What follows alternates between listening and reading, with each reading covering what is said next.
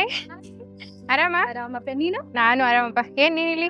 ನಾನು ಹೀಗೆ ಏನ್ ಮಾಡೋದು, ಮಕ್ಳಿಗೆ ಕರ್ಕೊಂಡು ಎಲ್ಲಿ ಹೋಗೋದು ಎಲ್ಲ ಮಸಿ ಅಂತ ವಿಚಾರ ಮಾಡ್ತಾ ಇದ್ದೆ. ಹೌದಾ? ಏನ್ ಎಳಮಸಿನೋ ಏನೋ ನಮ್ಮ ಮನ್ಯಾಗ ಬಜ್ಜಿ ಪಲ್ಯ ಮಾಡಂತಂದಾರ. ತಲಿ ಮ್ಯಾಗ ಗುಡ್ಡ ಬಿದ್ದಂಗ ಆಗ್ಯದ. ನನಗ್ ಕುಂತೀನಿ ನೋಡಿ, ಏನ್ ಮಾಡ್ಲಿ ಬಜ್ಜಿ ಪಲ್ಯ ಹೆಂಗ್ ಬರಲ್ಲ ಏನಿಲ್ಲ. ಏ ತಂಗ್ದೇರೆ ಏನ್ ನಡ್ಸಿರಿ? ಏನಿಲ್ರಿ ಕಾಕ, ಹೇಳ್ರಿ. ಇಲ್ಲ ಏನೋ ಬಜ್ಜಿ ಪಲ್ಯ ಅದ ಅನ್ಲಕತ್ತೀರಿ.